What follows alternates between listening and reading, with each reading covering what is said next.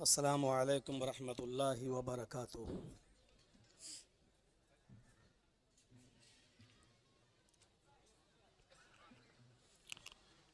अल्हम्दुलिल्लाह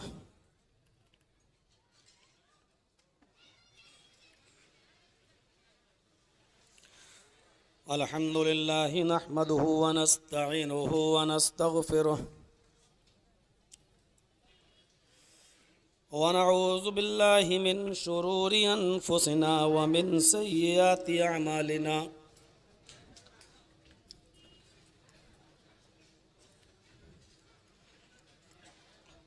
मन यहदिहिल्लाहु फला मुज़िल्ल लहु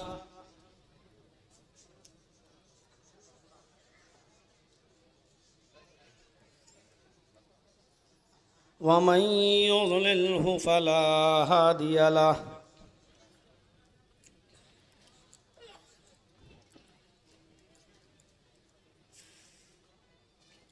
व अशहदु अल्ला इलाहा इल्लल्लाहु वहदहु ला शरीका लहु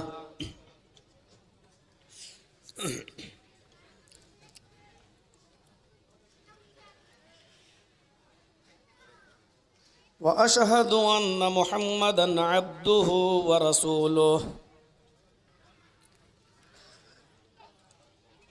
अम्मा बाद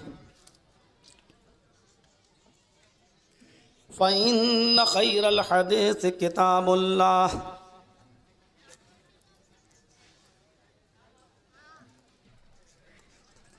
व खैरल हदी हदी मुहम्मदिन सल्लल्लाहु अलैहि वसल्लम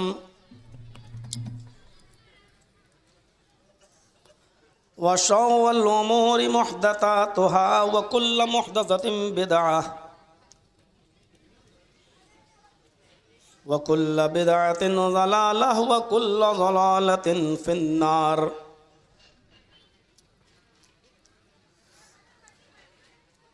अऊज़ु बिल्लाहि मिनश शैतानिर रजीम। बिस्मिल्लाहिर रहमानिर रहीम।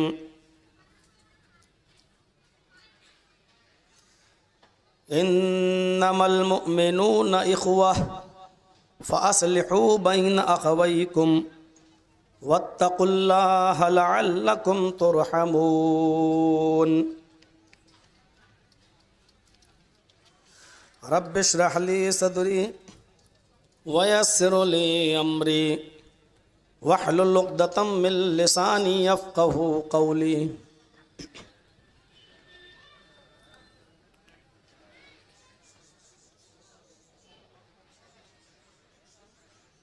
स्टेज पर तशरीफ़ फरमा निहायत ही बावक़ार और मुअज़्ज़ज़ और मुअक्कर उलमाए किराम,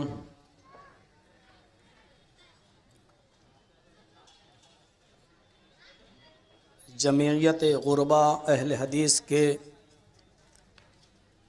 निहायत ही अहम ज़िम्मेदारान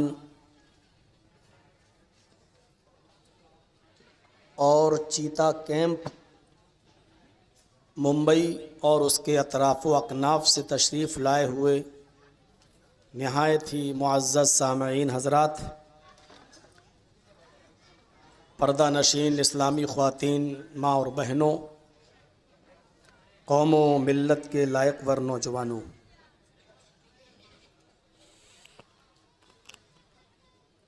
चार रोज़ा प्रोग्राम का ये पहला दिन है और मुझसे पहले भी आपने मुक़र्रिरीन के खुतबा के ख़िताब को सुना है। मुख्तलिफ़ अनावीन पर मुख्तलिफ़ अंदाज से आपके सामने मुफीद बातें आई हैं। हम अल्लाह से दुआ करते हैं इलाहुल आलमीन हम सब को उन तमाम मुफीद बातों पर जो किताब व सुन्नत पर मबनी है अमल करने की पूरी पूरी तौफ़ीक़ अता फ़रमा। इस वक्त हमारे वतन अज़ीज़ और हमारे मुल्क, हमारे देश भारत की जो हालत है वो हम सब से छिपी हुई नहीं है, हम सब के सामने है। पेशरू ख़तीब ने अपने दुआइया जुमलों में बहुत कुछ कह दिया। हम भी सिर्फ़ यही कहेंगे कि अल्लाह रब्बुल आलमीन से दुआ करेंगे कि अल्लाह हमारे इस मुल्क की हिफाजत फरमा। बहुत से लोग इस मुल्क को और इस मुल्क की गंगा जमनी तहज़ीब को तार तार करना चाहते हैं और हिंदू मुस्लिम एकता और अखंडता को मिटाने की नापाक कोशिश भी करने में लगे हुए हैं। मैं अल्लाह से दुआ करता हूँ कि इलाहुल आलमीन उनको उनके नाकाम इरादों में उनके इस नापाक इरादों में उनको नाकाम फरमा दे और इस भारत की एकता और अखंडता को बरकरार फरमा। मज़ीद बातें आपके सामने इन 4 दिनों में और आएंगी, मुस्तकिल उस पर कोई ख़िताब भी किया जाएगा। 4 दिन के इस प्रोग्राम में मेरा पहला जो ख़िताब आज है वो एहतराम मुस्लिम या इत्तेहाद मुस्लिम या एक मुसलमान दूसरे मुसलमान के लिए कितना अहम होना चाहिए, आज मैं अपनी बात की शुरुआत आज मैं यहाँ से करूँगा। क्योंकि इस वक्त अल कुफ्र मिल्लतुन वाहिदा के तहत अगर वो एक प्लेटफार्म पर आ सकते हैं तो इस वक्त हमें और आपको अपनी कौमी सलामती और कौमी यकजहती को बरकरार रखने के लिए अपने मकतब फ़िक्र को और अपने मसलकों को और फ़िरक़ों में बटे हुए इन तमाम जो चीज़ें हम देख रहे हैं, हनफी, शाफ़ी, मालिकी, हम्बली, अहले हदीस, वहाबी, देवबंदी, बरेलवी, इस फ़िरक़े वारियत को ख़त्म करके हमें और आपको कलमे की बुनियाद पर मुस्लिम होने के नाते हमें और आपको एक प्लेटफार्म पर आना इस वक्त हमारी निहायत अहम ज़िम्मेदारी बन जाती है और हम सबको अब एक प्लेटफार्म पे आना ही होगा। मेरे भाइयों, यही एक मैसेज मैं आपको देना चाहता हूँ। आज कुरान करीम ने कलमे की बुनियाद को इत्तेहाद और इत्तेफाक का मजबूत रिश्ता बताते हुए हमें और आपको आपस में भाई भाई करार दिया है। मैं जानता हूँ मुंबई में वक्त कितनी देर का होता है, मुझे ये भी मालूम है कि हमें अपने वक्त के अंदर अपनी बात को समेटना है। ये कोई बिहार, बंगाल और यूपी नहीं है कि जहाँ सुबह फजर तक प्रोग्राम चलता रहे, कोई कुछ कहने वाला नहीं है। हमें उस कानून को भी अपने हाथ में नहीं लेना है। बस डायरेक्ट अपने मौजू पर आता हूँ। कुरान करीम ने फरमाया, अल्लाह तबारक व तआला ने फरमाया, इन्नमल मुअमिनूना इख्वा, तुम सारे मोमिन, तुम सारे मुसलमान आपस में भाई भाई हो। और फिर आगे एक बहुत नफीस इशारा किया है। पहले तो कहा अल्लाह ताला ने कि तुम सब आपस में भाई भाई हो, लेकिन यह भी इशारा कर दिया कि जब भाई भाई हो और एक घर की तरह हो तो घर में भी लड़ाइयाँ होती हैं, झगड़े होते हैं, आपसी इख्तिलाफात होते हैं, नज़रियात एक दूसरे के अलग हो सकते हैं, विचारधाराएं एक दूसरे की अलग हो सकती हैं। और उन विचारधाराओं की बुनियाद पर अगर आपस में लड़ाई हो जाए, झगड़ा हो जाए, तो फिर पूरी जमइयत, पूरी कौम मुस्लिम को इस बात का हुक्म भी दिया, फ़अस्लिहू बैन अख़वैकुम, तुम अपने दोनों भाइयों के दरमियान इस्लाह करा दिया करो, सुलह करा दिया करो। इन्नमल मुअमिनूना इख्वा, तुम सब मोमिन आपस में भाई भाई हो। फ़अस्लिहू बैन अख़वैकुम, जब तफरका हो जाए, तनाज़ा हो जाए दोनों भाइयों के दरमियान किसी बात पर, फ़अस्लिहू बैन अख़वैकुम, तो तुम में से इस्लाह कराने वाली एक जमात का फर्ज ये बनता है कि उन दोनों भाइयों के दरमियान इस्लाह पैदा करा दे, उन दोनों के दिलों को आपस में जोड़ दे। वत्तकुल्लाह लअल्लकुम तुरहमून, मुसलमानों हर हाल में अल्लाह से डरते रहना। ये काम भी तुम खौफे इलाही की वजह से कर देना, आपस में एक दूसरे के दिलों को जोड़ देना, अल्लाह से डरते रहना ताकि तुम्हारे ऊपर भी रहम किया जाए।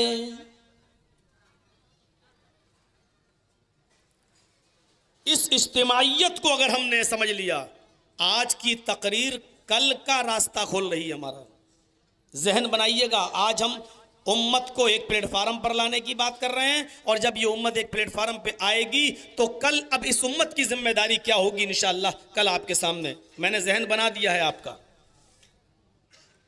अब सुनिए, इन्नमल मुमिनूना इख्वा, पहले तो मोमिन कहा कि मोमिन आपस में भाई, इसका यह मतलब नहीं है कि दूसरे लोग भाई नहीं है। कुरान करीम ने दूसरी जगह उनको भी अपना भाई कहा, या युहन्नास इन्ना खलकनाकुम मिन ज़करिन व उन्सा, आए पूरी दुनिया की मानव जाति है, सारी दुनिया के इंसानों, तुम सब आपस में भाई भाई हो, इसलिए क्योंकि तुम्हारा बाप एक है, तुम्हारी माँ एक है। मिन ज़करिन व उन्सा, तुम एक बाप और एक माँ से पैदा हुए हो, यानी तुम्हारा बाप एक है, तुम्हारी माँ एक है। तो सारी दुनिया के लोग भाई भाई हैं, लेकिन ईमान के रिश्ते से जो भाई है हमारा, वो सगे और खूनी रिश्ते से बढ़कर है। इस बात को आप जहन में रखिएगा। और अब आइए मैं एक तमसील से आपको समझाने की कोशिश करता हूं, एक मिसाल देकर। आप ट्रेन पर बैठकर सफर कर रहे हैं, मान लीजिए जर्जी साहब ट्रेन पर बैठ कर सफर कर रहे हैं, एक साहब हमारे सामने वाली सीट पर बैठे हैं, मैं जानता नहीं हूं ये कौन है, वो मुझे नहीं जानता ये कौन है। अचानक देखा कि हमारा ही आदमी लग रहा है, उसने भी सोचा कि ये हमारा ही भाई लग रहा है, दोनों में गुफ्तगू होने लगी। जरा गौर कीजिएगा मिसाल पर। भाई आप कहाँ जा रहे हैं, आपका नाम क्या है? तो साहब मेरा नाम जर्जीस। अच्छा, आपका नाम क्या है? साहब मेरा नाम मोहम्मद अकरम है, मोहम्मद सलीम है। ओह अच्छा, माशाल्लाह, बहुत अच्छी खुशी हुई। अच्छा आप कहाँ जा रहे हैं? जर्जी साहब जवाब देते हैं कलकत्ता।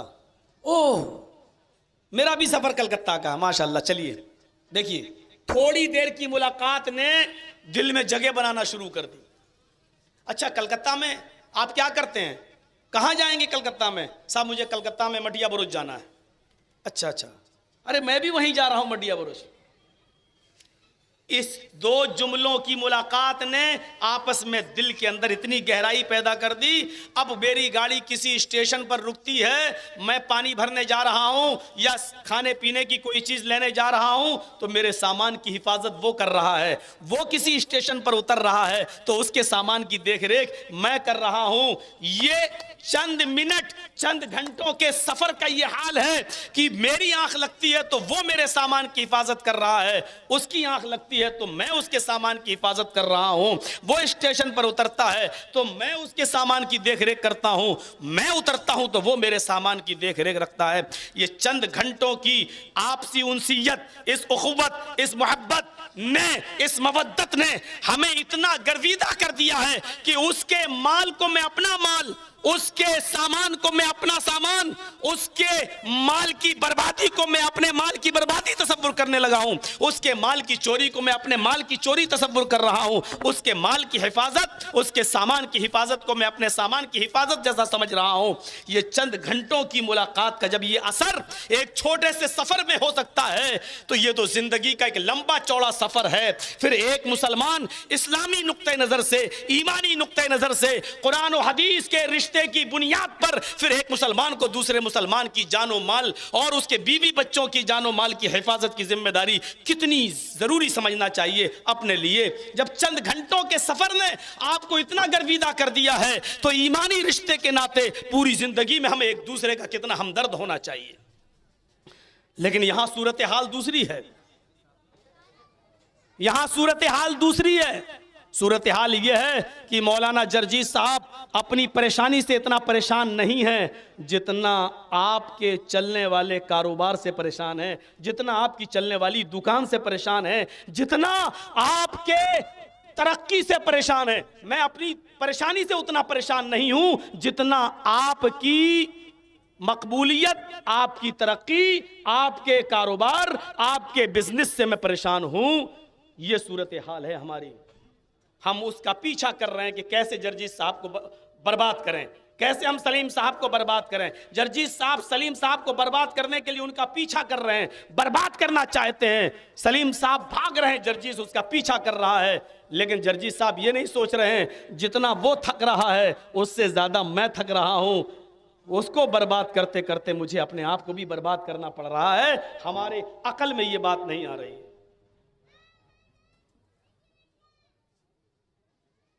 मैंने अलबिदाया वन नहाया के अंदर एक वाकया पढ़ा है।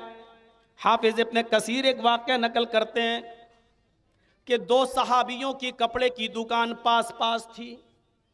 दो सहाबियों की कपड़े की दुकान पास पास थी। एक आदमी ने कि एक सहाबी की दुकान पर एक शख्स कपड़ा खरीदने आया, उसने उसको कपड़ा दे दिया। थोड़ी देर के बाद दूसरा कस्टमर आया, उस सहाबी ने उसको दूसरा कपड़ा बेच दिया। थोड़ी देर के बाद एक और शख्स आया, इस सहाबी ने उसको भी कपड़ा दे दिया। चौथा कस्टमर आया। ये सहाबी जो अपनी दुकान पर बैठे हुए हैं सोचते हैं कि मेरा तो कपड़ा सुबह से शाम तक में तीन कपड़े बिक चुके हैं। मेरे भाई की दुकान मेरे बगल में है, उसकी बोनी भी नहीं हुई है, उसके पास कोई भी नहीं आया है। जिस तरह मेरे बीवी बच्चे हैं उसके भी बीवी बच्चे हैं, जिस तरह मैं कमाकर अपने बीवी बच्चों के लिए कमा रहा हूं, मेरा भाई भी अपने बीवी बच्चों का पेट भरने के लिए दुकान चला रहा है। चौथा कस्टमर इसके पास आता है। इस आदमी ने कहा, इस सहाबी ने, भाई जो कपड़ा तुम मुझसे चाहते हो वो कपड़ा मेरे पास खत्म हो गया है, वो मेरे भाई की दुकान पर मौजूद है, जाओ तुम मेरे भाई से वो कपड़ा खरीद लो।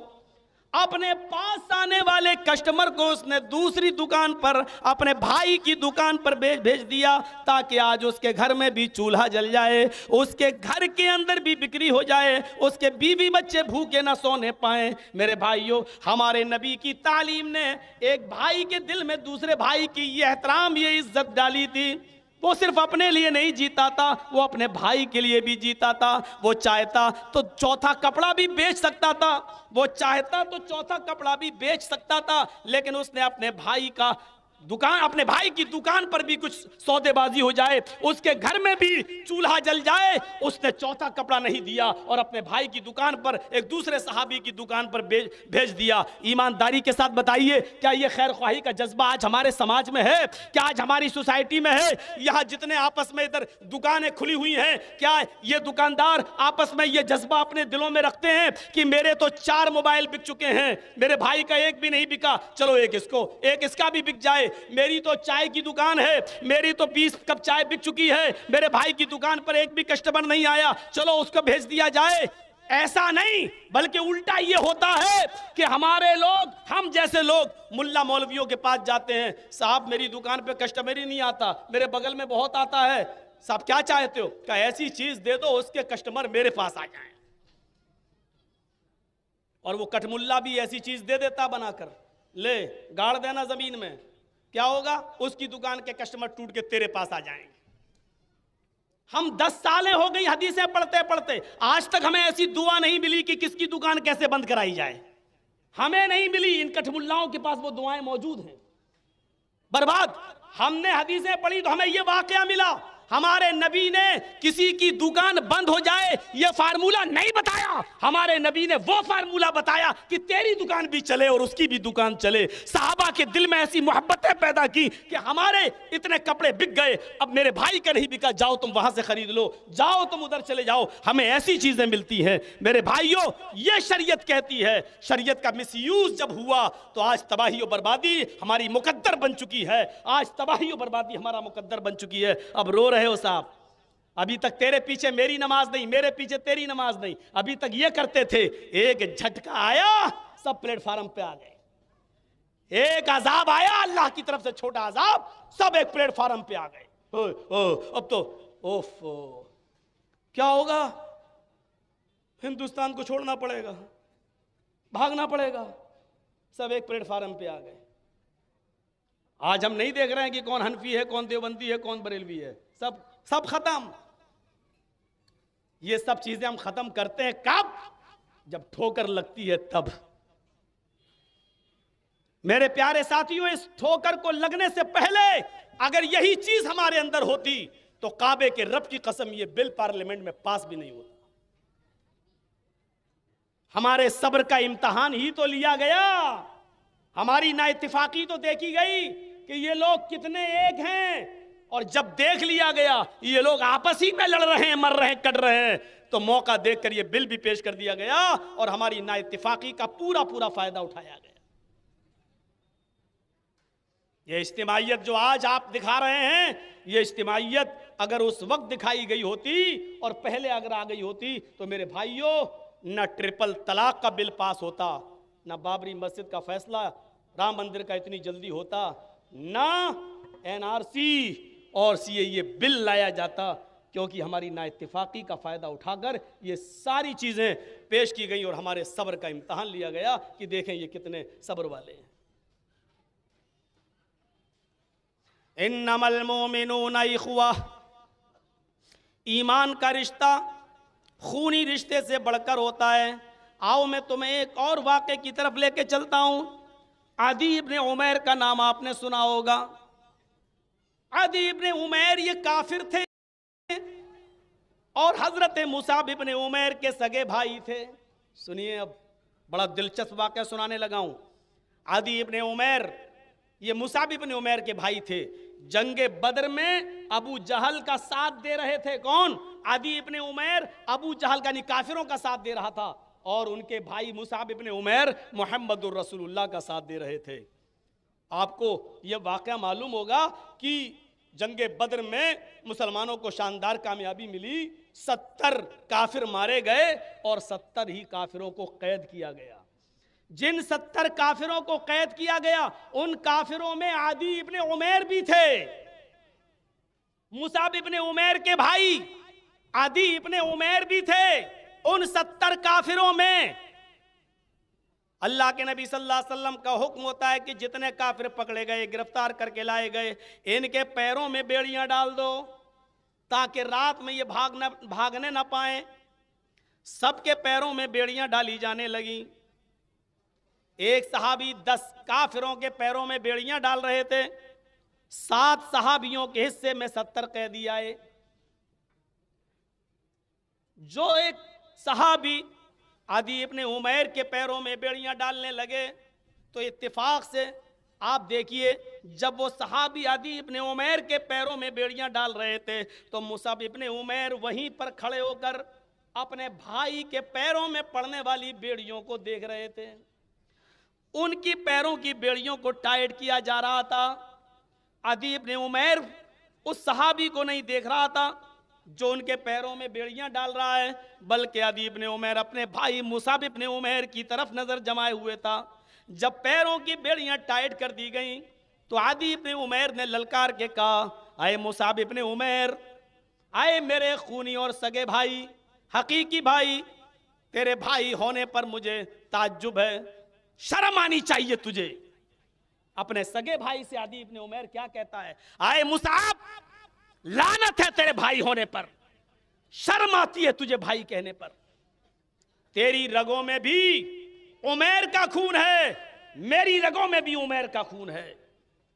तू जिस मां का बेटा है उसी मां का बेटा मैं भी हूं। तेरी रगों में जिस बाप का नुत्फा है मैं भी उसी बाप के नुत्फे से पैदा हुआ हूं। लेकिन आज तेरे अंदर इतनी हिम्मत आ गई कि तेरी आंखों के सामने तेरे भाई के पैरों में बेड़ियां डाली जाती रहीं और पैरों को कसा जाता रहा, और तू अपने सगे भाई की हालत पर तुझे जरा भी रहम नहीं आया, जरा भी इसको नहीं रोका। कहां चला गया उस बाप का खून जो तेरी रगों में दौड़ रहा था? मुर्दा हो गया है तू। लानत है तेरे भाई होने पर। मुसाब इब्ने उमैर ने, आदी इब्ने उमैर ने जब मुसाब इब्ने उमैर को ये ललकारा और जब ये जुमले कहे कि लानत है तेरे भाई होने पर, तो उस वक्त मुसाब इब्ने उमैर की जबान से जो जुमले निकले, मुसलमानों नोट करो, गौर करो, मुसाब इब्ने उमैर की जबान से जो जुमले निकले वो ये थे, खामोश, आए आदि, एक जुमला भी अब आगे नहीं निकलना चाहिए, जबान बंद। किस भाई की बात कर रहा है तू? ये सच है कि तेरी रगों में उमैर का खून है, यह भी सच है कि मैं भी उमैर का बेटा हूं, यह भी सच है कि तू उमैर के नुत्फे से पैदा हुआ है, यह भी सच है कि मैं भी उमैर के नुत्फे से पैदा हुआ हूं, यह सच है कि तूने जिस मां का दूध पिया है उसी मां का दूध मैंने भी पिया है। लेकिन आए आदि, जहां तक भाई होने का सवाल है तो सुन, मेरा भाई तू नहीं है। जुमले नोट करो, मेरा भाई तू नहीं है, मेरा भाई वो है जो तेरे पैरों में बेड़ियां डाल रहा है और उसको टाइट कर रहा है, क्योंकि मेरे भाई ने कलमा पढ़ा है, ला इलाहा इल्लल्लाह मुहम्मदुर रसूलुल्लाह, और मैंने भी कलमा पढ़ा है, ला इलाहा इल्लल्लाह मुहम्मदुर रसूलुल्लाह। इस कलमे की बुनियाद पर पहले मेरा भाई वो है, बाद में मैं तुझे दूसरे नंबर का भाई मानता हूं। इस वाक़े से आप अंदाजा लगाइए हम कहां खड़े हैं। कलमा आप भी पढ़ते हैं, ला इलाहा इल्लल्लाह मुहम्मदुर रसूलुल्लाह, कलमा हम भी पढ़ते हैं, ला इलाहा इल्लल्लाह मुहम्मदुर रसूलुल्लाह। क्या इस कलमे की बुनियाद पर, इस कलमे ने सगे भाई से बढ़कर, खूनी रिश्ते से बढ़कर ईमानी रिश्ते को तरजीह दी है? मेरे प्यारे साथियों, क्या आज हम इस खूनी रिश्ते से बढ़कर ईमानी रिश्ते को जो तरजीह दी गई है उसको मानते हैं? क्या वो हमारे दिलों में पूरा उतर रहा है? अदी इब्ने उमैर के जुमले और मुसाब इब्ने उमैर के जवाब से हम सीखें। ये होता है ईमानी रिश्ता। इन्नमल मोमिनूना इख्वा, उसी तरफ इशारा किया अल्लाह तबारक व तआला ने कि सारी दुनिया के मोमिन आपस में भाई भाई हैं। इस रिश्ते को याद रखो, और इससे भी बढ़कर कोई मिसाल सीखना है तो जंग यरमूक का दौरा कर लो, उसका मुताला कर लो। उस जंग के अंदर कई सहाबा जख्मी हैं, 3 सहाबी निहायत ही बुरी कंडीशन में हैं, जिनके बचने की उम्मीद नहीं है, जो इस दारे फानी से कूच करने वाले हैं। मेरे प्यारे साथियों, एक सहाबी पानी पिलाने के लिए जंग यरमूक के उस भाई को जाता है और पानी का प्याला अपने हाथ में लिए हुए अपने भाई को सहारा देकर उठाता है और पानी का बर्तन उसके मुंह में ले जाता है। दूसरा भाई, दूसरे साहबी चीख कर कहते हैं, मेरे भाई पानी पियो, मना नहीं है, लेकिन थोड़ा सा पानी मेरे लिए भी छोड़ देना, 2 घूंट पानी मेरे लिए भी छोड़ देना। मेरे भाई मैं भी प्यासा हूं, शायद 2 घूंट पानी पीकर मेरी जान बच जाए। इस सहाबी ने पानी का प्याला अपने मुंह से हटा लिया और अपने भाई से बोला, मेरा जख्मी भाई मुझसे ज्यादा प्यासा है, मेरा वो जख्मी भाई मुझसे ज्यादा प्यासा है, जाओ पहले उसको पानी पिला दो, मैं तो बगैर पानी के कुछ जी लूंगा, लेकिन मेरा भाई शायद न जी सके, उसकी जान बचाना मेरी जिम्मेदारी है, जाओ पहले तुम उसको पानी पिलाओ।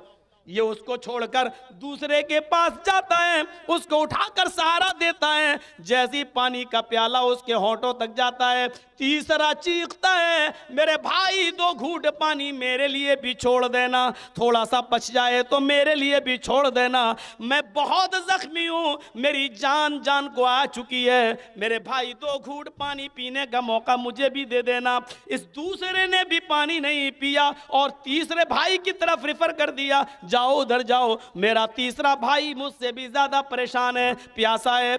ये तीसरे के पास जाता है, जैसे ही उसके करीब पहुंचा तीसरे साहबी गिर जाते हैं। ये बैठकर उनको सहारा देते हैं, होंठ खोलने को कहते हैं, लेकिन होंठ बंद हो चुके हैं। सीने पर हाथ रख कर देखा, धड़कनों ने जवाब दे दिया है। नाक पर हाथ लेकर देखा तो सांस उखड़ चुकी है। जवाब मिल गया, अब ये साहबी इस दुनिया में मौजूद नहीं है, जहां जाफरी के सुपुर्द कर चुके हैं। पानी पीने से पहले तीसरे साहबी अल्लाह रब्बुल आलमीन को प्यारे हो गए, लौट कर दूसरे के पास आया कि चलो दूसरे ही को पानी पिला दूं। क्या देखा कि दूसरा भी अपनी जाफरी के सुपुर्द कर चुका। पहले के पास चलूं जहां से शुरू किया था। जब लौट कर पहले के पास आया तो क्या देखता है कि पहला भी आबे हयात से अपनी प्यास बुझा चुका और अल्लाह को प्यारा हो चुका। मेरे प्यारे साथियों, ये कौन सा जज्बा था? मुझे बताओ, एक भाई दूसरे भाई के लिए अपनी जान की कुर्बानी दे रहा है, ये कौन सा जज्बा था? आज एक भाई दूसरे भाई की दुकानें बंद करवा रहा है, आज एक भाई दूसरे भाई के लिए कुआं खोद रहा है, आज एक भाई दूसरे भाई के खिलाफ पुलिस चौकी पर जाकर FIR दर्ज करा के उसकी जिंदगी को तबाह बर्बाद करने पर तुला हुआ है, चाहे उसके लिए कितना भी रिश्वत देकर अपने आप को भी तबाह बर्बाद कर ले, और फिर कहते हो कि हमारे ऊपर आफतें आ रही हैं, हमारे ऊपर अजाब आ रहे हैं। ऐ मुसलमानों, अगर तुम अल्लाह और उसके रसूल के कानून से नाफरमानी करोगे, अल्लाह और उसके रसूल की नाफरमानी करोगे और तुम किताब सुन्नत की जिंदगी से हट जाओगे, अल्लाह फरमाता मैं अजाब के छोटे छोटे झटके मैं तुम्हें जरूर दूंगा, मैं अजाब के छोटे छोटे झटके जरूर, अजाब का मजा जरूर चखाऊंगा ताकि तुम राह रास्त पर आ जाओ। ये अजाब के छोटे छोटे झटके ही हैं, ये बड़ा झटका नहीं है जिसको आप बहुत बड़ा झटका समझ रहे हैं ना, ये बड़ा झटका नहीं है, ये छोटे छोटे झटके हैं। इन झटकों से हमें आजमाया जा रहा है। आप सोच रहे हैं हमारी नागरिकता, अरे नागरिकता छोड़ो, आपकी दाढ़ी पर भी कानून आने वाला है, आपकी टोपी पर भी कानून आने वाला है, हमारी मां बहनों के बुर्के और नकाब पर भी कानून आने वाला है। जब ये कानून आएंगे तब बड़े बड़े झटके होंगे। ये तो अभी छोटे छोटे झटके हैं जो हमें दिए जा रहे हैं। प्लानिंग कुछ और है, कुछ और है प्लानिंग। आप उस प्लानिंग को पढ़ने के लिए आपको नागपुर का सफर करना होगा। मेरा इशारा आप समझ गए होंगे कि मैं क्या कहना चाहता हूं। अब खुल के मत बुलवाओ, बिहार होता तो खुल के बोल देता, यहां तो बोलने ही नहीं दिया जाता, करें क्या?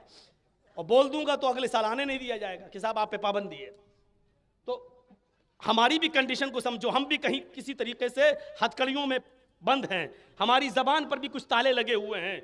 मेरे प्यारे साथियों, मेरा इशारा आप समझ गए होंगे। ये बाबा भीमराव अंबेडकर के बनाए हुए कानून को बदलने की बिल्कुल प्लानिंग हो चुकी है और ये रात की तारीकियों में प्लानिंगें हो रही हैं, इनको समझना पड़ेगा। आप ये मत सोचिए कि नागरिकता संशोधन बिल आया हुआ है, इस बिल की आड़ में आप दाढ़ी रख सकते हैं कि नहीं रख सकते हैं, आपकी दाढ़ी पर भी कानून आएगा और उसमें यह कहा जाएगा कि दाढ़ी की आड़ में लोग आतंकवाद फैला रहे हैं, दहशतगर्दी फैला रहे हैं, लिहाजा दाढ़ी को बिल पास करके दाढ़ी के कानून को खत्म किया जाएगा। उसके बाद टोपी पर कानून आएगा, उसके बाद माँ बहनें और बहुत से आतंकवादी, मुसलमान का नाम नहीं लिया जाएगा, बहुत से आतंकवादी बुर्का ओढ़ कर हमले करते हैं, इसलिए औरतों के ऊपर बुर्के की पाबंदी हटाई जाए, नकाब की पाबंदी हटाई जाए। ये सारे कानून यके बाद दीगरे आने वाले हैं। इसीलिए मैं कह रहा हूं मुसलमानों, एक हो जाओ। मौलवी जर्जीस इस चीता कैंप की सरजमीन पर अहले हदीस, देवबंदी, बरेलवी, शिया, सुन्नी बनकर नहीं, एक मुसलमान की हैसियत से आपके पास आया हुआ है और आपको एक प्लेटफार्म पे लाने की कोशिश कर रहा है। अपने सारे इख्तिलाफात को दफन कर दो। हमारे घर के झगड़े हैं, हम अपने घर में बैठ के निपटाएंगे, लेकिन इन झगड़ों को खत्म करके एक प्लेटफार्म पे आ जाइए। और नहीं आओगे तो माफ करना, मौलवी जर्जीस के लिए कोई बड़ी बात नहीं है। जैसे डॉक्टर जाकिर नायक को मलेशिया की नागरिकता मिल गई, हमें भी मिल जाएगी, हमारे लिए कोई बड़ी बात नहीं है। हम दुनिया के जिस कोने में जाना चाहेंगे हमें नागरिकता मिलेगी, हम चले जाएंगे, हमें मिल जाएगी। लेकिन हमारी आवाज आपके लिए उठ रही है, हम आपके लिए बढ़ रहे हैं आगे। इसलिए मैं आपसे कह रहा हूं कि अगर हम होश में नहीं आए तो यकीन मानिएगा हमारी नाइत्तिफाकी का फायदा पूरी तरीके से उठाने की कोशिश हो चुकी है। हमें आजमाया जा रहा है, आजमाया। हाँ, इस आजमाइश में किसी हद तक धक्का लगा है, वरना रामलीला की ग्राउंड से ऐलान ना होता। किसी मुसलमान को डरने की जरूरत नहीं है। इस ऐलान ने यह बता दिया है कि लोग अब हमें समझ चुके हैं कि मुसलमान एक प्लेटफार्म पे आ रहे हैं। मेरे भाइयों, यही चीज हमें बावर कराना है। घर में झगड़े होते हैं, विचारधाराएं सहाबा किराम की भी आपस में एक दूसरे से अलग थी, इख्तिलाफात उनके दरमियान भी थे, लेकिन जब अल्लाह और उसके रसूल की बात आ जाती थी सारी बातें खत्म हो जाया करती थी। जब कुरान की हदीस की बात आ जाए हमारे सारे इख्तिलाफ मिट जाना चाहिए। फिर यह नहीं देखना चाहिए कि मौलवी जर्जीस हार रहा है कि जीत रहा है। मेरे प्यारे साथियों, इन्नमल मोमिनूना इख्वा फस्लिहू बैना अख्वैकुम, मुसलमानों तुम सब आपस में भाई भाई हो। आगे वाले जुमले, जब इतना इत्तेफाकी हो जाए, किसी मामले में तनाज़ा हो जाए, फास्लिहू बैना अख्वैकुम, तो तुम आपस में एक दूसरे के दरमियान इस्लाह करा दिया करो। आज हम इस्लाह भी नहीं कराते, लड़ रहा तो लड़ने दो, मर रहा तो मरने दो। दो भाइयों में जैसी लड़ाई हो, पूरी कौम को चाहिए कि उन दोनों के दरमियान इस्लाह करा दे। और जानते हो इसके लिए अल्लाह के रसूल ने किस हद तक गुजर जाने की इजाजत दी? इसके लिए दो भाइयों को एक करने के लिए अल्लाह के नबी ने किस हद तक जाने की इजाजत दी? शरीयत पढ़िए, हदीस पढ़िए। झूठ कितना बुरा, कितना बड़ा गुनाह है। झूठ जब आदमी बोलता है तो उसके मुंह की बदबू से फरिश्ता 1 मील दूर भाग जाता है। वो झूठ जिसके बारे में अल्लाह के नबी सल्लल्लाहु अलैहि वसल्लम से सहाबा ने पूछा, क्या मोमिन बुज़दिल हो सकता है? आपने फरमाया हाँ हो सकता है। क्या मोमिन बखील हो सकता है? आपने कहा हाँ हो सकता है। क्या मोमिन झूठा भी हो सकता है? अल्लाह के रसूल ने फरमाया वल्लाहि अल मोमिन ला यकज़िब, अल्लाह की कसम मोमिन झूठ नहीं बोल सकता। जिस झूठ पर अल्लाह के नबी ने यह कहा हो, लेकिन दो भाइयों के दरमियान जब झगड़ा हो तो उन दोनों को एक करने के लिए सच बोल बोल कर आप थक जाएं और वो दोनों एक नहीं हो रहे हैं, लेकिन आपको मालूम है कि मेरा झूठ बोल देने से दोनों एक हो जाएंगे, तो अल्लाह के रसूल कहते हैं लईसल कद्दाब अल्लज़ी युस्लिहु बैनन नास, अगर दो लोगों के दरमियान इस्लाह पैदा कराना हो, उन दोनों को एक करना हो, इसमें झूठ भी बोलना पड़े तो बोल दो, तो मैं झूठा नहीं लिखा जाएगा। झूठ बोलकर भी अगर उन दोनों के दिलों में एकता बैठ रही है, अखंडता आ रही है, मजबूती आ रही है, वो दोनों एक हो रहे हैं, तो झूठ बोल दो, तुम्हें झूठा नहीं लिखा जाएगा, गुनाह नहीं लिखा जाएगा। अंसार और मुहाजिरीन के दरमियान जब इख्तिलाफ हुआ अपनी बकरी को पानी पिलाने के ऊपर, हजरत उमर फारूक के गुलाम ने कहा कि ये पहले मैं आया हूं, पहले मैं पानी पिलाऊंगा। उधर से अंसारी गुलाम ने कहा कि ये तालाब हमारे मालिक का है, मदीने में आए हो तुम, पहले मैं अपने मालिक की बकरी को पानी पिलाऊंगा। उसने कहा कि किसका तालाब है ये, मत ये छोड़ो, पहले मैं आया हूं, पहले मैं पानी पिलाऊंगा। बात आगे बढ़ी, हजरत उमर फारूक के गुलाम ने एक थप्पड़ मार दिया अंसारी गुलाम को। वो चिल्लाया या अहलल अंसार, आए अंसारियों मेरी मदद के लिए आओ। इधर से ये चिल्लाया या अहलल अंसार या अहलल मुहाजिरीन, मुहाजिर मेरी मदद के लिए आओ। इधर मुहाजिरीन जमा, इधर अंसारी जमा, दोनों ने तलवारें निकाल ली। मक्के से भाग कर आए हो, खाना पीना नहीं था, हमने खाना पीना दिया, घर मकान नहीं था, हमने घर मकान दिया, खेती बाड़ी नहीं थी, हमने तुम्हें खेती बाड़ी दी, हमने तुम्हें रोजी रोटी के जराए फराहम किए, और आज तुम हमारी आदमियों पर आंखें उठाकर देख रहे हो। तुम भूखे नंगे आए थे, हमने तुम्हें खाना कपड़ा दिया, और आज तुम हमारी आदमी को थप्पड़ मार रहे हो। आगे मामला बढ़ा, अंसारियों ने तलवारें निकाल ली, मुहाजिरों ने तलवारें निकाल ली। एक 9 साल का बच्चा इस मंजर को देख रहा था, भागता हुआ गया। अल्लाह के नबी सल्लल्लाहु अलैहि वसल्लम कंबल चादर अपने कांधे पे डाले हुए थे, मस्जिद नबवी में मौजूद थे। किसी ने कहा, उस बच्चे ने, अल्लाह के रसूल आप यहां बैठे हैं, अंसारियों मुहाजिरीन ने तलवारें निकाल ली हैं। आप दौड़ते हुए गए, मस्जिद नबवी के दरवाजे पर लगे हुए कुंडल से आपकी चादर फंसती और गिर जाती है, सिर्फ लुंगी बाकी है, आप बगैर चादर के भाग रहे हैं। छोटा सा बच्चा चादर उठाकर कहता है अल्लाह के रसूल आपकी चादर। आपने फरमाया बेटे लेकर आ जा, मैं लेने के लिए तेरे पास आऊंगा, इतनी देर में कोई मुसलमान किसी दूसरे मुसलमान को कत्ल ना कर दे। इस हाल में गए और दोनों के बीच में खड़े होकर कहते हैं अंसारियों, आए मुहाजिरों ये क्या कर रहे हो? दोनों ने कहा अल्लाह के नबी आप बीच से हट जाइए, आपका मामला नहीं, ये भूखे नंगे आए थे, आज हम पे हाथ उठाते हैं। अल्लाह के नबी ने कोशिश की समझाने की, नहीं मान रहे हैं, तो आपने आखिरी हरबास अपनाया। फरमाया अच्छा तुम लोगों ने फैसला कर लिया एक दूसरे को मारने का? हाँ, तो सुनो, अंसारियों उठाओ तलवार, मुहाजिरों उठाओ तलवार। दोनों ने तलवारें कहा उठाए हुए हैं।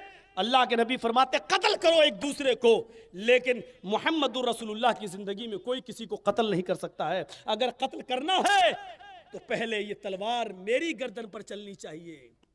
उठाओ, पहले मुझे मारो, आए मुहाजिर उठाओ मुझे मारो। दोनों ने तलवारें नीचे कर ली। इतनी किस्म हिम्मत थी जो जनाब मुहम्मद रसूलुल्लाह पर तलवार चला सके। अल्लाह के रसूल आपका मामला ही नहीं है। आपने कहा सारा मामला तो मेरा ही है, मैंने ही तो मेहनत और मशक्कत करके आप लोगों को भाई भाई बनवाया, मुआखात पैदा की, और मेरे ही सामने तुम एक दूसरे को कत्ल करना चाहते हो। मेरे प्यारे साथियों, फिर आपने उन दोनों के गले मिलवाए और आपने उनको भाई भाई बनाया। जरा तसव्वुर करो, नबी दोनों के बीच में मुआखात पैदा करा रहे हैं। हम नबी से बढ़कर हैं जो एक दूसरे को लड़ता हुआ देख रहे हैं। अल्लाह ताला ने उसी नेमत को याद दिलाया, वज़कुरू नेमतल्लाहि अलैकुम इज़ कुंतुम आदाअन फ़अल्लफ़ बैन क़ुलूबिकुम फ़अस्बहतुम बिनिअमतिही इख़वाना। तुम अल्लाह की उस नेमत को याद करो जो उसने तुम्हारे ऊपर की है कि तुम आपस में एक दूसरे के दुश्मन थे, तुम आपस में एक दूसरे के हरीफ थे। फ़अस्बहतुम बिनिअमतिही इख़वाना, अल्लाह ने अपनी नेमत यानी इस्लाम को उतार कर, या अल्लाह ने अपनी नेमत यानी कुरान करीम को उतार कर, या अल्लाह ने अपनी नेमत यानी जनाब मोहम्मद रसूलुल्लाह को भेज कर तुम दोनों को, तुम तमाम दुश्मनों को आपस में एक दूसरे का भाई भाई बना दिया, एक दूसरे का गमख्वार बना दिया, एक दूसरे का मिलनसार बना दिया। उस नेमत को याद करो। एक नबी के मानने वाले आज हम आपस में बटे हुए हों, आज हम इत्तेफाक और इत्तेहाद के एक प्लेटफार्म पर कायम ना हो और दुश्मनों को इसका मौका मिल रहा हो। मेरे प्यारे साथियों, हमें सोचना पड़ेगा। ये हमारे समाज के जिम्मेदारों को जो बड़ी बड़ी पोस्ट पर हैं उनको चिंतन करना पड़ेगा। इस बात पर चिंतन। आप यहां बैठे हैं, मैं तो बिहार की सरजमीन पर एक एमएलए, एक एमएलसी और राज्यसभा के मेंबर को ललकार के आया हूं, उसकी दुश्मनी में मोल लेकर आया हूं। यहां मुसलमानों का हमदर्द बनता है और पार्लियामेंट में जब कानून पर बहस होती है तो वोट एनआरसी के पक्ष में डालता है। हमने कहा यहां वोट मांगने के लिए उसके खिलाफ में बोल के आया। यहां नहीं बोल सकता, बोल तो सकता हूं लेकिन आप बुलवा नहीं सकते। मेरे प्यारे साथियों, ये जज्बा क्या है? तुम हमें मिटाने की तैयारी करो, हम लोगों को एक करने की भी बात ना करें। ताज्जुब यह है कि तुम दुनिया में हमें हिंदुस्तान से मिटाने के लिए तुम्हें सारी चीजें इस्तेमाल करने की इजाजत है और हमें लोगों को एक करने का भी हक हासिल नहीं है। इसको भी तुम जुर्म करार देते हो, हैं? यह भी तुम्हारी नजर में जुर्म है। अगर यह जुर्म है तो जाओ, हम मुजरिम हैं। अगर यह जुर्म है तो जाओ, यह जुर्म मैं कर रहा हूं और बेबांगे दोहल कर रहा हूं, तुम्हें जो सजा देना हो दो। मेरे प्यारे साथियों, हमें इत्तेफाक और इत्तेहाद के एक प्लेटफार्म पे आना पड़ेगा। ये भाईचारगी को खत्म करने वाली कौन सी चीजें? बस हो गया टाइम, 15 मिनट और रह गए। भाईचारगी को खत्म करने वाली चीजें क्या हैं? कुरान ने उस पर अंकुश लगाया। या अय्युहल्लज़ीना आमनुज्तनिबू कसीरम मिनज़्ज़न इन्न बाज़-ज़न्नि इस्म वला तजस्ससू वला यग़्तब बाज़ुकुम बाज़ा अयुहिब्बु अहदुकुम अन याकुला लहमा अख़ीहि मैतन फ़करिहतुमूहु। कुरान ने उस पर अंकुश लगाया। ऐ मुसलमानों, तुम आपस में एक दूसरे के बारे में बदगुमानियां अपने अंदर पैदा ना करो। रात के 12 बजे कोई आदमी कहीं जा रहा है, ये रोजाना रात के 12 बजे कहाँ जाता है, क्यों जाता है? इस घर की औरत का आदमी मर गया है, ये इसी घर में क्यों आता है, ये औरत इसी आदमी को क्यों बुलाती है? बदगुमानी। और फिर अल्लाह ने आगे कहा, बाज बदगुमानियां इंसान को बहुत बड़े गुनाह का मुर्तकिब कर देती है। इन्न बाज़-ज़न्नि इस्म होता है। कटियार का नाम सुना होगा, बिहार के लोग होंगे यहाँ पर। एक बार मैं कटियार में कहीं प्रोग्राम करने जा रहा था तो एक मौलाना और थे मेरे साथ, वो अपनी बाइक पर मुझे ले जा रहे थे। सर्दी के दिन थे, मैंने कहा यार कहीं चाय पी लो रुक कर, अभी 15 किलोमीटर दूर है गांव। उस गांव का नाम है घसिया घाट, वहाँ जाना था मुझे। तो चाय पीने लगे। उस इलाके का नाम है शहीद चौक, लेकिन जहां चाय बन रही थी होटल पर, वहीं पर सामने फिल्म हॉल था। इत्तेफाक देखिए, जैसी हम लोगों ने चाय हम लोगों के हाथ में आई, ऐसी फिल्म छूट गई। वो 3 से 6 वाला कोई शो चलता था, फिल्म छूट गई। अब जिस गांव में मेरा जलसा था उस गांव का भी एक आदमी उसी फिल्म में था। अब वो निकल के हम दोनों मौलवियों को चाय पीते हुए देखता तो क्या कहता है, मौलाना और क्या फिल्म कैसी थी? मैंने कहा कौन सी फिल्म? कहा ये। कहा मैंने कहा जिसने देखी हो उससे पूछो। कहा कि भाई फिल्म छूटी, आप यहां बैठे हुए हो, चाय पी रहे हो, तो इसका मतलब देखी है आपने? मैंने कहा मतलब मत निकालो यार, मुझे थोड़ी मालूम था कि अभी फिल्म अभी छूट जाएगी यार, मैं तो पीता भी नहीं। फिर वो मौलाना भी बोले, तो ये बदगुमानी देखिए। जरूरी नहीं कि आप जो सोचें वो वैसा हो। हमारे यहां यही तो सबसे बड़ी चीज है कि बदगुमानियां। अब मौलाना जर्जीस की बदगुमानी जिसके दिल के अंदर है वो मुझे अच्छा नहीं समझता है, तो वो बदगुमानी रखे हुए। अब हम नमाज पढ़ने भी जाएंगे और उसकी नज़र मेरे ऊपर पड़ेगी, अब वो मेरी बदगुमान है, मेरे अंदर मेरे साथ बदगुमानी रखता है, तो वो क्या कहेगा? जा रहा नमाज पढ़ने, 900 चूहे खा के बिल्ली चली हज को। उसको मेरा नमाज पढ़ना भी अच्छा नहीं लगेगा। क्यों? क्योंकि मेरे बारे में बदगुमानी उसने अपने दिल के अंदर पाल ली है। अब हम नमाज पढ़ने जा रहे हैं और वो उसका घर सामने है और वो छत से हमें देख रहा है, मेरे होंठ हिल रहे हैं, मैं पढ़ रहा हूँ सुभान अल्लाह अल्हम्दुलिल्लाह सुभान अल्लाह अल्हम्दुलिल्लाह, उसने देखा ये होंठ हिल रहे हैं और मैंने उसको देखा, तो क्या समझेगा? ये गाली दे रहा कमीना मुझे, यही समझेगा ना,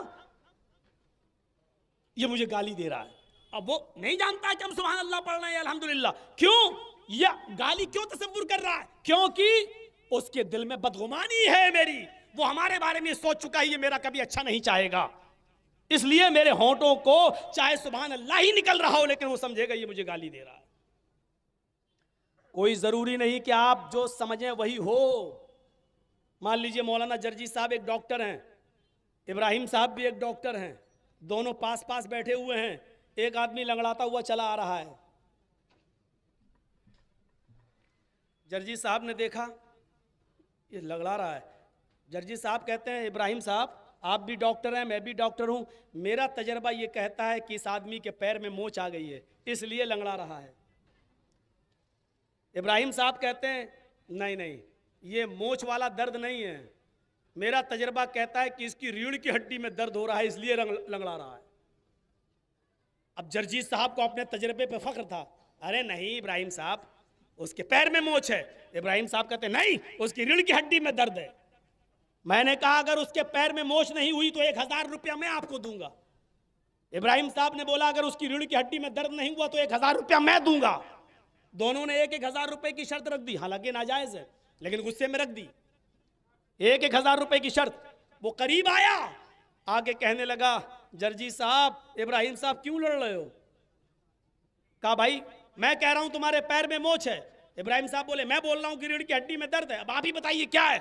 बोला ना मुझे मोच है ना मुझे रीढ़ की हड्डी में दर्द है, मेरी तो चप्पल टूट गई थी, मेरी तो चप्पल टूट गई थी इसलिए मैं लंगड़ाते हुए आ रहा था। अब देखिए जर्जी साहब के दिल में गुमान था कि पैर में मोच, इब्राहिम साहब के दिल में गुमान था रीढ़ की हड्डी में दर्द, और उसने आकर दोनों की गुमान को खराब कर दिया। दोनों बदगुमानी में पड़े हुए थे। अल्लाह ने इसी बदगुमानी को रोका है, या अय्युहल्लज़ीना आमनुज्तनिबू कसीरम मिनज़्ज़न इन्ना बअज़-ज़न्नि इस्म। मुसलमानों आपस में एक दूसरे से दूर होने की सबसे बड़ी वजह यह है कि तुम आपस में एक दूसरे के बारे में बुरा गुमान अपने अंदर रखते हो। बुरा गुमान अपने अंदर मत पालिए। हजरत इमाम औज़ाई बहुत बड़े बुजुर्ग गुजरे हैं। इमाम औज़ाई के घर में उनकी बीवी से उस गांव की एक औरत मिलने आई। इमाम औज़ाई चटाई पर बैठे हुए कुरान पढ़ रहे थे। इमाम औज़ाई ने देखा कि दरवाजे को किसी ने खटखटाया। वो आगे बढ़े तो देखा कि गांव की कोई औरत आई है, कह रही है मुझे आपकी बीवी से मिलना है। इमाम औज़ाई ने कहा अंदर आइए। इमाम औज़ाई अपनी बीवी से कहते हैं कि कोई बहन तुमसे मिलने आई है, चलो इससे मिल लो, और खुद वो अपने दूसरे कमरे में चले गए। जिस चटाई पर बैठे हुए थे उस चटाई को उन्होंने वहीं छोड़ दिया। उस औरत ने, इमाम औज़ाई की बीवी ने गांव से आने वाली उस औरत को अपने पास बिठा दिया उसी चटाई पर। चटाई पर बैठी थी कि चटाई भीगी हुई थी, गीली थी। चटाई पर जैसी ही बैठी उसके पीछे का हिस्सा कूल्हा उसका भीग गया। चटाई पर बैठी वो पूरा भीग गया, ऐसे करने लगी, ये क्या किया। उसकी नज़र 3 साल के बच्चे पर पड़ गई।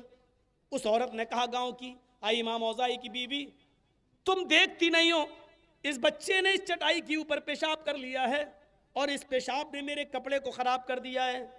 अरे मेहमान तुम्हारे घर आया है या कोई मिलने तो कम से कम साफ सुथरी चटाई तो बिछाना चाहिए, तुमने उसी पेशाब वाली चटाई पर मुझे बिठा दिया। अब मुझे नहाना पड़ेगा और इस कपड़े को धोना पड़ेगा।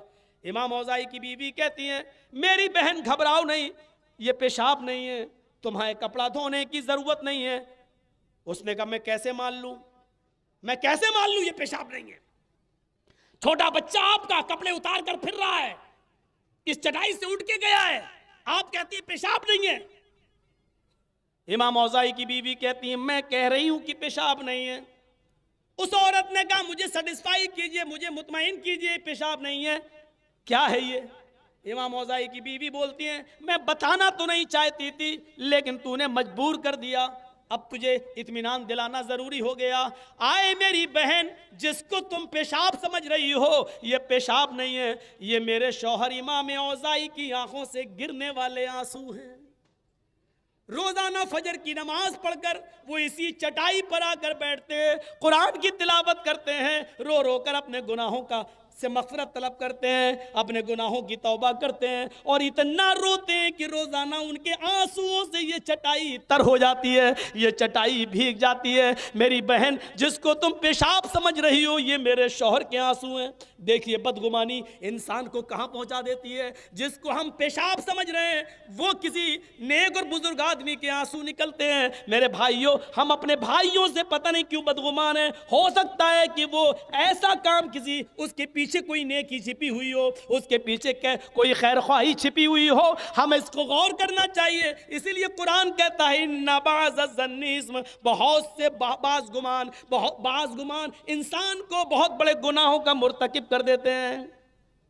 हमें सोचना पड़ेगा ठंडे दिल से, एक दूसरे के बारे में बदगुमानी हमें नहीं करना है। कुरान कहता है या अय्युहल्लज़ीना आमनुज्तनिबू कसीरम मिनज़्ज़न्न इन्न बाज़-ज़न्नि इस्म वला तजस्ससू। कुरान कहता है तुम एक दूसरे की जासूसी मत करो। ये जासूसी भी हमारे भाई भाई के रिश्ते में दरार पैदा करती। टो लगाना, देखना, गौर करना, एक दूसरे के ऐबों पर पर्दे डालो। तज़किरतुल हुफ़्फ़ाज़ अल्लामा शमसुद्दीन ज़हाबी की बड़ी मायानाज़ किताब है तज़किरतुल हुफ़्फ़ाज़। उसके सफ़ा नंबर 158 पर, सफ़ा 198 पर अल्लामा शमसुद्दीन ज़हाबी ने नकल किया है अहमद इब्ने महदी का वाक़या। अहमद इब्ने महदी बगदाद के बहुत बड़े मुहद्दिस गुजरे हैं, बगदाद के बहुत बड़े मुहद्दिस गुजरे, मुहद्दिस कबीर में उनका शुमार होता था। उनके पास उनके गांव की एक औरत आई और कहने लगी कि मेरी इज्जत बचा लीजिए। कहा क्या हुआ? कहा कि मुझसे जिना हो गया है और उस जिना की पैदावार मेरे पेट में पल रही है, उसका बच्चा मेरे पेट में पल रहा है। लोग अगर पता लगाएंगे मेरा तो शौहर ही नहीं तो मुझे बदनाम कर देंगे, मेरी इज्जत बचा लीजिए। उन्होंने कहा मुझे क्या करना? अहमद इब्ने महदी ने पूछा मुझे क्या करना है? कहा मुझे कुछ दिनों के लिए अपनी मनकूहा बना लीजिए, अपनी बीवी बनाकर रख लीजिए अपने किसी में, आप आइए नहीं मेरे पास, लेकिन मुझे अपनी बीवी मान लीजिए। जब बच्चा पैदा हो जाए तो मैं खुद दूसरे शहर चली जाऊंगी। उन्होंने कहा जाओ। ऊपर वाला रूम में उनको दे दिया, अपनी बीवी को समझा दिया। अल्लाह ताला ने फरमाया अपने भाइयों के ऐबों पर, अपने अल्लाह के नबी ने कहा उनके ऐबों पर पर्दे डालो, हमारी इस औरत की इज्जत को बचाना हमारी जिम्मेदारी है। उन्होंने उसको अपनी बीवी मान लिया, बनाया नहीं, मान लिया, अलग रूम दे दिया, खाना पानी देते रहे, यहां तक कि जब बच्चा पैदा हो गया तो 7वें दिन उस बच्चे का अकीका भी अहमद इब्ने महदी ने किया। अहमद इब्ने महदी ने उस बच्चे का अकीका भी किया ताकि किसी को शक न होने पाए कि मेरा बच्चा नहीं है, और ये औरत के ऊपर शक न होने पाए कि जिना की पैदावार से इस बच्चे ने को पैदा किया है। जब वो जाने लगी तो उसने सारा खर्चा अहमद इब्ने महदी को दिया कि अब आपने मेरी इज्जत बचा ली, अल्लाह आपको जज़ाए खैर दे, मैंने भी अपनी गुनाह से तौबा कर ली, इस बच्चे की मैं परवरिश करूंगी, अब दूसरे शहर में चली जाती हूँ। अहमद इब्ने महदी ने कहा तुम दूसरे शहर जा रही हो चली जाओ, मुझे कोई मतलब नहीं है, लेकिन ये जितना खर्चा मैंने किया है वो सिला रहमी की वजह से किया है, बीवी की वजह से नहीं। इस बच्चे की किफ़ालत की जिम्मेदारी मेरी है, अगरचे ये मेरा बेटा नहीं है, लेकिन जब तक तुम्हें कोई दूसरा शौहर नहीं मिल जाता है और निकाह नहीं कर लेती हो तब तक इस बच्चे की परवरिश की जिम्मेदारी मेरी है, और तुम्हारी जो भी खर्चा होगा वो खैर ख्वाही के तौर पर हम तुम्हारे ऊपर खर्च करेंगे। उस औरत ने उस बात को मान लिया, चली गई। मेरे प्यारे साथियों, इस तरीके से लोग ऐबों को छिपाया करते थे, इस तरीके से लोग एक दूसरे एक मुसलमान की इज्जत और आबरू का एहतराम किया करते थे। आज हम अपनी सोसाइटी पर गौर करें, हम तो जासूसी करते हैं, ये क्या कर रहा है, कहाँ जा रहा है, किस वक्त जा रहा है, क्यों जा रहा है, क्या करता है, हम जासूसी करते हैं। हजरत उमर फारूक ने अब्दुल्ला इब्न मसूद रज़ी अल्लाह ताला अन्हु के साथ रात में गश्त करते हुए एक घर से जब गाने आने की आवाजें सुनी तो दीवार पे चढ़ गए। झांक कर देखा तो एक बुढ़ा शराब के नशे में और डांसर नाच रही है, रक्कासा नाच रही है। हजरत उमर अंदर घुस गए, कूद गए, छलांग लगा गए। और बुढ़े ने जब देखा है उमर, उसका नशा उतर गया। उमर फारूक शख्सियत ऐसी, बड़े बड़े नशे वालों के नशे उतर जाते थे, नशा उतर गया है। हजरत उमर ने कहा आज तो रंगे हाथ पकड़ लिया मैंने, चल। बुढ़े कब्र में पैर लटके, एक कोड़ा खा नहीं सकता, 40 कोड़े कैसे खाएगा तू है? और फिर नाच भी, रक्कासा को भी बुलाया हुआ है।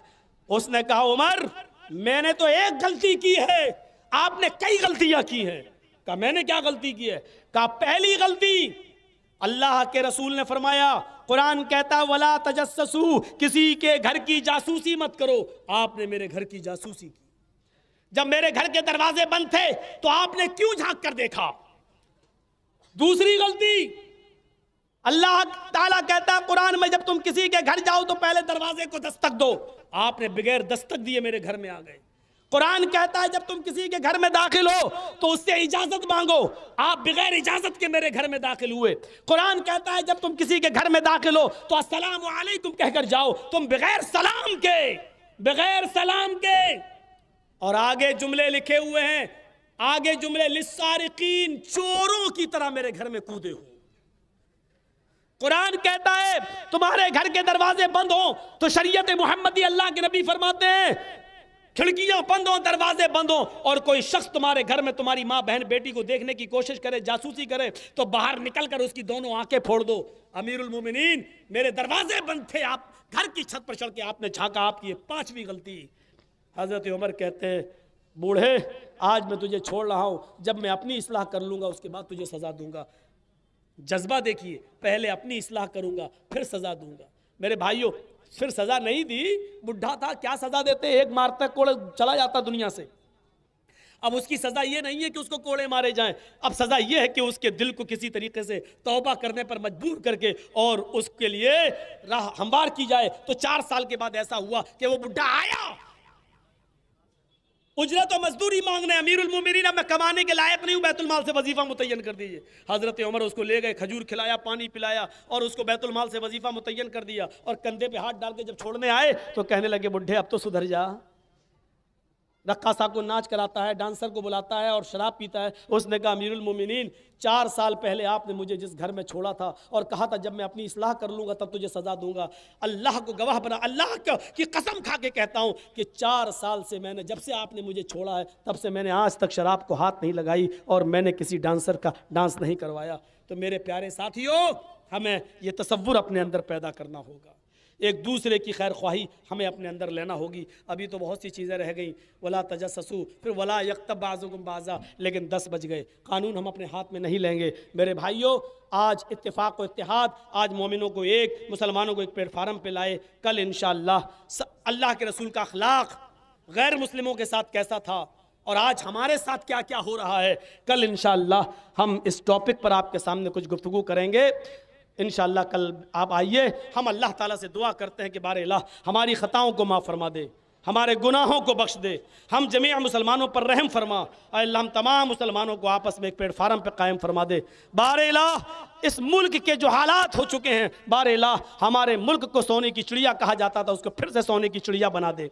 अल्लाह अगर ये अच्छे दिन हैं जो आज कहे जा रहे हैं तो अल्लाह इससे बेहतर तो हमारे वो बुरे दिन थे जो पहले थे। अल्लाह हमारे वही पुराने बुरे दिन हमें फिर लौटा दे। अल्लाह हम तुझसे दुआ करते हैं कि जब तक तू हमें ज़िंदा रख, इस्लाम पे ज़िंदा रखना, और जब हमारा ख़ात्मा हो तो ईमान पर हमारा ख़ात्मा फरमाना। वमा अलैना इल्लल बलागुल मुबीन व आखिरु दावाना अनिल हम्दुलिल्लाहि रब्बिल आलमीन। सलामु अलैकुम व रहमतुल्लाहि व बरकातुहू।